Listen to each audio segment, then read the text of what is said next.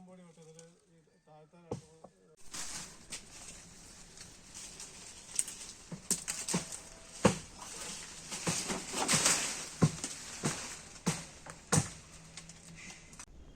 നമസ്കാരം.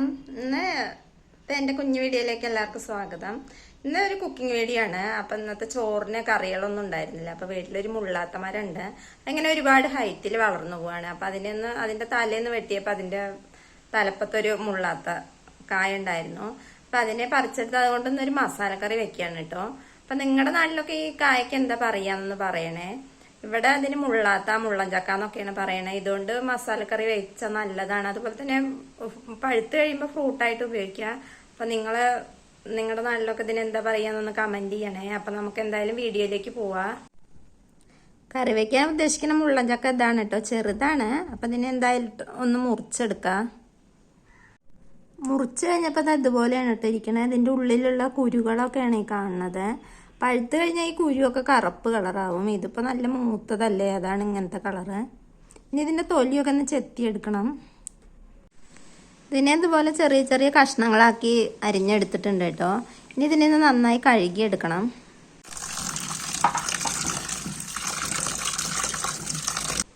ഇതിലേക്ക് ഇനി പൊടികൾ ചേർത്ത് കൊടുക്കുകയാണ് കേട്ടോ. കാശ്മീരി മുളക് പൊടിയാണ് ചേർക്കണത്. പിന്നെ 1 സ്പൂൺ മഞ്ഞൾപ്പൊടി ചേർക്കുന്നുണ്ട്. ഉപ്പും ചേർത്ത് കൊടുക്കുന്നുണ്ട്.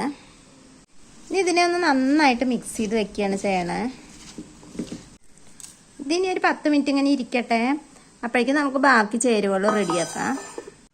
ഇതാണ് കേട്ടോ ഇതിലേക്ക് ചേർക്കണത്. ഒരു തക്കാളി, ഒരു സബോള, പിന്നെ ഇഞ്ചി, വെളുത്തുള്ളി, ഒരു പച്ചമുളക് ചേർക്കുന്നുണ്ട്, ഒരു തണ്ട് കറിവേപ്പിലയും ചേർക്കുന്നുണ്ട്.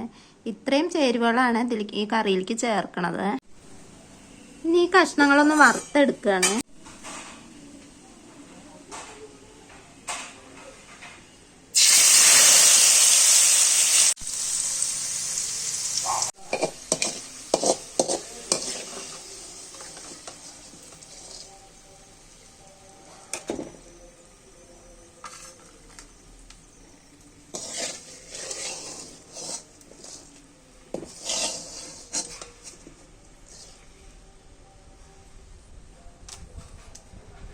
ഇനി വറുത്ത് വെച്ച എണ്ണയിലേക്ക് തന്നെയാണ് കേട്ടോ സബോളയൊക്കെ ഇട്ട് വഴറ്റിയെടുക്കണത്.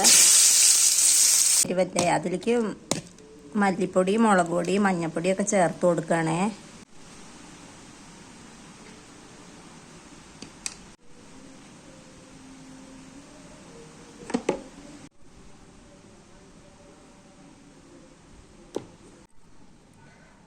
ഗരം മസാലയുടെ പൊടിയും കൂടെ ചേർത്ത് കൊടുക്കുന്നുണ്ട്. പിന്നെ ആവശ്യത്തിന് ഉപ്പും ചേർത്ത് കൊടുക്കുന്നുണ്ട്. ഇതിലേക്ക് ഇനി വറുത്ത് വെച്ച കഷ്ണങ്ങളാണ് കേട്ടോ ചേർത്ത് കൊടുക്കണത്. ഈ കഷ്ണങ്ങൾ വറുത്ത് വെക്കണത് എന്താ വെച്ചാൽ അല്ലാതെ ചേർക്കുമ്പോൾ പെട്ടെന്ന് ഉടഞ്ഞു പോകും. ഒരു ചെറിയ ചൂട് തട്ടുമ്പോൾ തന്നെ ഇത് പെട്ടെന്ന് വെന്ത് ഉടഞ്ഞു പോകും. അങ്ങനെ ഉടയാതിരിക്കാൻ വേണ്ടിയിട്ടാണ് ഇങ്ങനെ കഷ്ണങ്ങൾ വറുത്തെടുക്കണത്. ഇനി ഒരു 1/2 ഗ്ലാസ് വെള്ളവും കൂടെ ഒഴിച്ചു കൊടുക്കുന്നുണ്ട്.